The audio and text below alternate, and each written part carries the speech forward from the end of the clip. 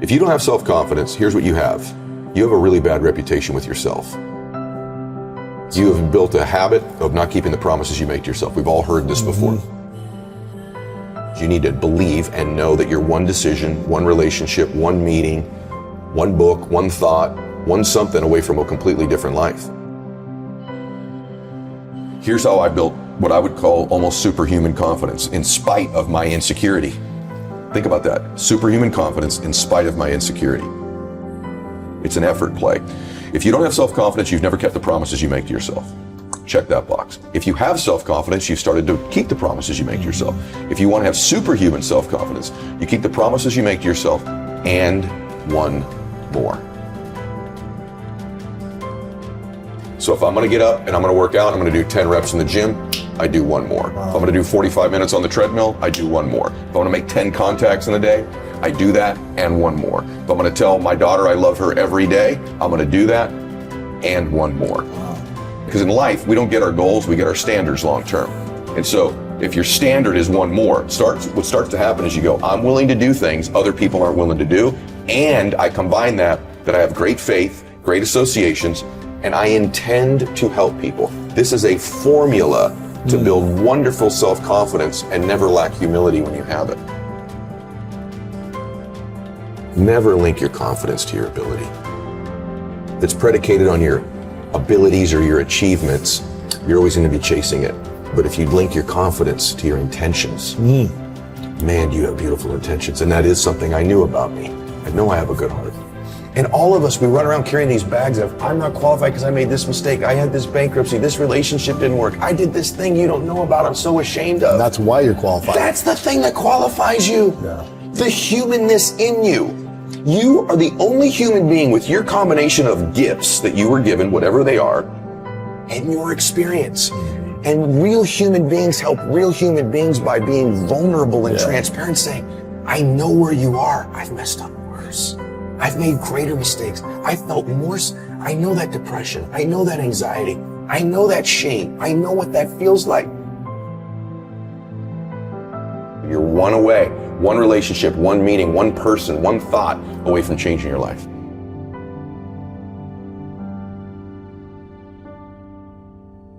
So how do we let go of the past? Well, we have to create a compelling future.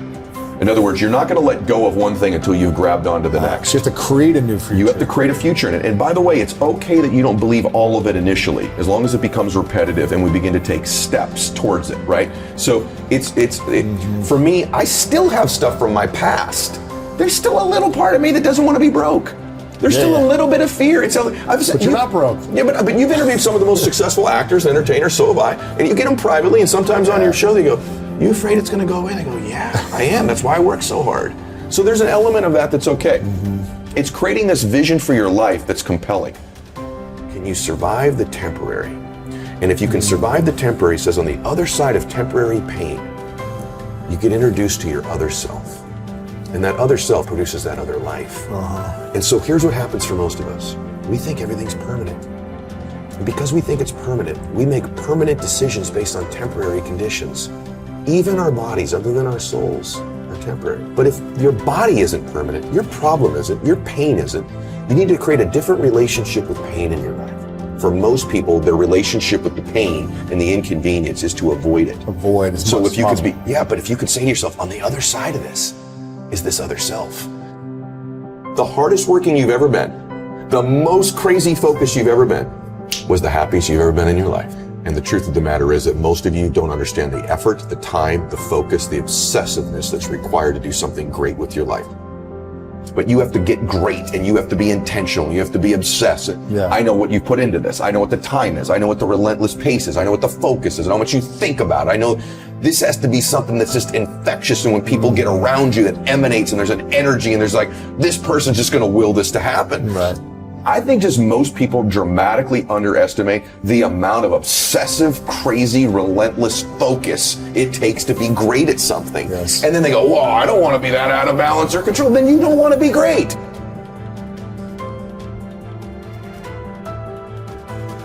My default personality is insecure. Even today? Even today. Come on. Very much. Really? Very much.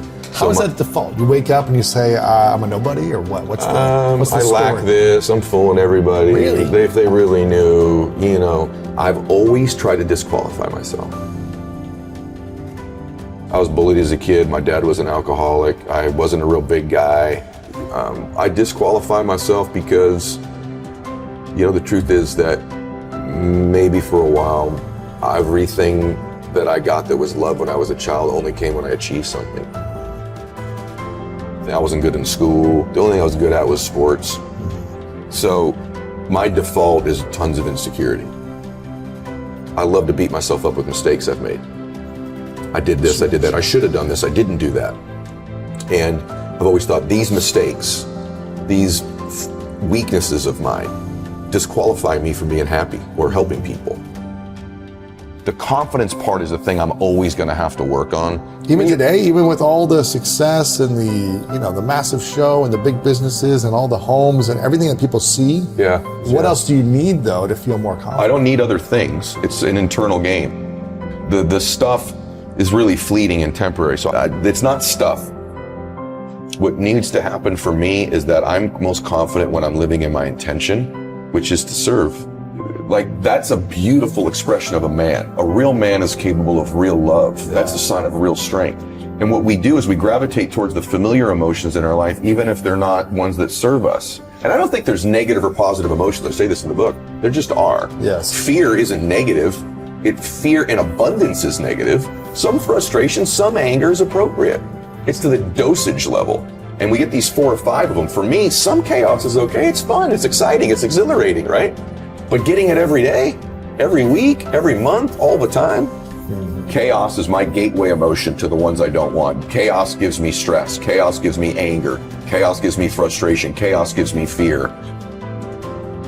I used to think, well, that's a superpower though, because I've created all these external. Look what I made. Look what I did. Yeah. And I'm doing it because of that. The truth is I did it in spite of it. You did. And there's a lot of things in our lives that we have linked to our formula, our recipe of success that we hold on to, that you've done in spite of those things, not because of those things. But my dad knew I was a dreamer. And my dad would always say, I was one decision away from changing my life the whole time. One choice. And he'd say, Eddie, you're not as far away from these dreams as you think you are. And I'd say, really, Dad? And he'd go, no, you're actually a lot closer than you think. But because you think it's so far away, you behave in accordance with that belief system, and it always keeps it that far away from you. If the things most important to you are your worries, fears, anxieties, problems, bills, you will continue to have people, places, and things revealed to you that confirm it. My definition of greatness is that you create a life that matches your vision for your life, and that's greatness, no matter what that looks like for you.